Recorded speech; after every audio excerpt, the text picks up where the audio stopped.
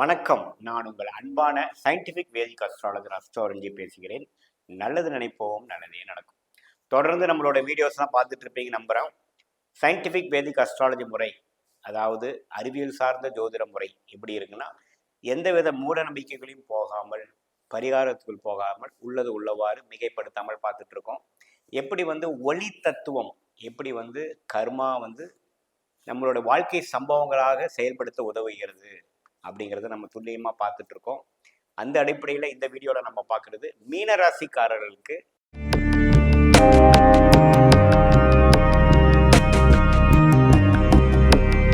இப்போ பார்த்தீங்கன்னா மீனராசிக்காரர்களுக்கு ஒரு நல்ல ஒரு மாற்றத்தை கொடுக்க இருக்குதா அப்படிங்கிறத பார்க்க போகிறோம்.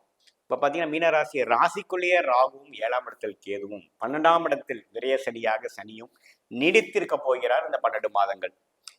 குரு பகவான் மட்டும் மே 1ஆம் தேதி, அதாவது தமிழ் புத்தாண்டு ஒரு 2 வாரங்களுக்கு அடுத்து 2ஆம் இடத்திலிருந்து 3ஆம் இடம் என்று சொல்லப்படுகிற பாவத்துக்கு மாறுகிறார் மீனராசிக்கு. அது எப்படிப்பட்ட ஒரு தாக்கத்தை கொடுக்க போகுதுன்னு பார்க்கும் பொழுது, 3ஆம் இடத்துக்கு மாறி 7ஆம் இடம் என்று சொல்லப்படுகிற பங்குதாரர்கள், கணவர் மனைவி ஸ்தானம், நண்பர்கள் ஸ்தானம் அப்படிங்கிற ஸ்தானத்தை குரு பார்க்கிறார். அதே சமயத்துல 9ஆம் பாவம் என்று சொல்லப்படுகிற பாக்கியஸ்தானத்தையும் பார்க்கிறார். 11ஆம் பாவம் என்று சொல்லப்படுகிற லாபஸ்தானம் பூர்த்தி ஸ்தானத்தையும் பார்க்கிறார். ஸோ இத்தகைய ஒரு பயிற்சி நல்ல ஒரு பலனை கொடுக்கக்கூடியதாக கண்டிப்பாக உண்டு. என்றால் குரு பார்த்தீங்கன்னா இருக்கிற இடத்தோட பார்க்குற இடத்துக்கு தான் அதிக பலன் கொடுப்பார். குரு பார்த்தால் கோடி நன்மைன்னு சொல்லுவாங்க. ஸோ எந்த இடத்த அவர் பார்க்குறாரோ அந்த இடத்த கொஞ்சம் அதிகப்படுத்துவார், வலுப்படுத்துவார் என்பதுதான் உண்மை. அதான் ஜோதிடத்தோட அடிப்படை.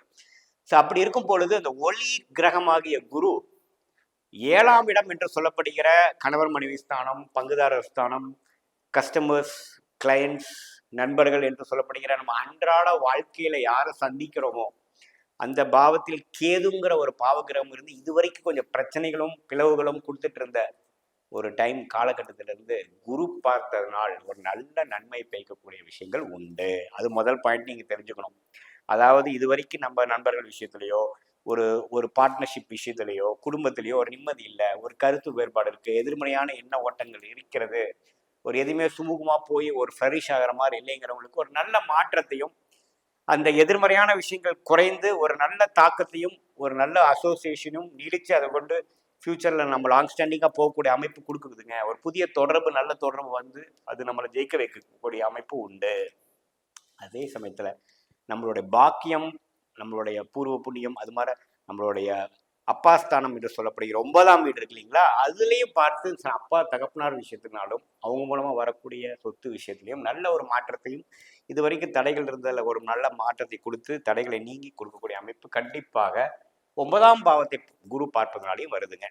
அதே சமயத்துல 11ஆம் வீடு என்று சொல்லப்படுகிற லாபஸ்தானத்துல இதுவரைக்கும் நாம கடந்த ஒரு வருஷமாக ராசிக்குள்ளேயே ராகு இருந்து பல பிரச்சனைகள் மேற்கொண்டு பல மனக்கலவைகள், சஞ்சலங்கள், இக்கட்டான சூழ்நிலை இருந்து நம்ம சில முயற்சிகள் செய்ததுக்கு வேணுங்கிற பலனை கொடுக்கக்கூடிய, ஏன்னா இது வரைக்கும் பார்த்தீங்கன்னா அது 10ஆம் வீடுங்கிற தொழில் ஸ்தானத்தில் பார்த்து ஃபோக்கஸ் தான் பண்ணிட்டு இருந்தார். அது செய்யணும், இதை செய்யணும், பல விஷயங்களை நீங்கள் தொழிலுக்காவோ வேலைக்காவோ செஞ்சுட்டு இருந்ததுக்கு பண்ணிட்டு தான் இருந்தீங்களோட ரிசல்ட் நம்ம எதிர்பார்க்கல. ஆனால் இப்போ பார்த்தீங்கன்னா வேலையில் இருக்கிறவங்களுக்கு நல்ல ரெகக்னிஷனும், நல்ல ஒரு ப்ரொமோஷனும், ஒரு இன்சென்டிவ்ஸ், இன்க்ரிமெண்ட், ஒரு அக்னாலஜ்மெண்ட்டு, ஒரு நல்ல மாற்றம் கிடைக்கக்கூடிய அமைப்பு கண்டிப்பாக உண்டு. அதே சமயத்தில் தொழில் இருக்கிறவங்களுக்கு நீங்கள் போட்ட முதலீடுக்கும் முயற்சிக்கும் பார்த்தீங்கன்னா ஹார்ட் ஒர்க்கு நல்ல ஒரு ரிசல்ட் கிடைக்கக்கூடிய, ஒரு பெனிஃபிட் படைக்கக்கூடிய, ஒரு அறுவடை செய்யக்கூடிய, லாபங்களை வெளியில் எடுத்து சில பிரச்சனைகளை குறைச்சிக்கிட்டோம், கடனை குறைச்சிக்கிட்டோம், ஒரு லாபம் அதனால சில பிரச்சனைகளை முடிச்சு விட்டோம் அப்படிங்கிற ஒரு அமைப்பு கண்டிப்பாக இது கொடுக்குதுங்க. அதுவும் இல்லாமல் விரய சனி போயிட்டு இருக்கு. நமக்கு விரயங்கள் தான் அதிகம். 10 ரூபா வருமானம் வருதுன்னா 100 ரூபா செலவுக்கு ரெடியா இருக்கக்கூடிய அமைப்பு தான் கடந்த ஒரு வருடமா போயிட்டு இருந்தது. அந்த விஷயத்துல கொஞ்சம் செலவுகள் குறைந்து சில பிரச்சனைகளை தீர்த்து கொண்டு விட்டோம் அப்படிங்கிற ஒரு, அதே சமயத்துல ராகு ராசிக்குள்ள இருக்கிறது பார்த்தீங்கன்னா ஒண்ணுமே சில முயற்சிகளும் சில ஒரு எதிர்மறையான சில சஞ்சனங்களும் உள்ள ஒரு தருணமாக தான் இருக்கும். ஆனால் அது கொஞ்சம் சட்டு போன வருஷம் கம்பேர் பண்ணுறப்போ 2024 தமிழ் புத்தாண்டு கண்டிப்பாக சில விஷயங்கள் பாசிட்டிவாக இருந்து ஒரு 4-5 பிரச்சனையில் ஒரு 2-3 பிரச்சனையை முடிச்சு கொண்டேன். பரவாயில்ல, இது வரைக்கும் செய்த முயற்சி கொஞ்சம் திருவினையாக்குச்சு, நமக்கு சில ரிசல்ட் வந்துருச்சு, அதனால ஒரு பாதி பிரச்சனை தீர்ந்ததுங்கிற மாதிரி சில விஷயங்கள் கண்டிப்பாக தொழிலதிபர்களுக்கு கண்டிப்பாக கொடுக்கக்கூடிய அமைப்பு இருக்குது. மாணவ செல்வங்களுக்கும் பார்த்தீங்கன்னா ஒரு நல்ல ஒரு விஷயத்தை கொடுக்குதுங்க.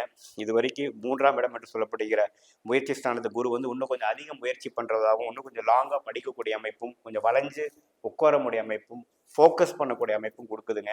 எப்பவுமே பார்த்தீங்கன்னா அந்த 3ஆம் இடத்துல குரு வரும் பொழுது ஒரு விதமான ஒரு நல்ல முயற்சியும் அந்த தாக்கத்தையும் கொடுக்கக்கூடிய இது கண்டிப்பாக படிக்கிறவங்களுக்கு கொடுக்கும். மெமரி பவர் இன்க்ரீஸ் பண்ணும். ஸோ எக்ஸாம் பண்ணுற டைமில் பார்த்தீங்கன்னா ஓரளவுக்கு நல்லாவே நம்ம படித்த அளவுக்கு எழுதி மார்க் பண்ணக்கூடிய அமைப்பு கடைசியாக வந்தாலும் தப்பு இல்லாமல் வரக்கூடிய அமைப்பு உண்டு. அதுக்கப்புறம் கொஞ்சம் படிப்பு மேல் படிப்பு விஷயத்துக்காக ஒரு நல்ல ஒரு செலக்ட் பண்ணி உங்களுக்கு என்ன விஷயங்கள் பிடிக்குமோ அதையே செலக்ட் பண்ணக்கூடிய அமைப்பும் கண்டிப்பாக உண்டு. ஏன்னா 11ஆம் பாவத்தை குரு பார்ப்பது ஒரு நல்ல விஷயமா இருக்குதுங்க. குறிப்பாக வந்து குரு தசையே உங்களுக்கு நடக்குமாயின் நான் சொன்ன பலன்கள்லாம் உனக்கு தூக்கலாகவே நடக்கக்கூடிய அமைப்புகள் உண்டு.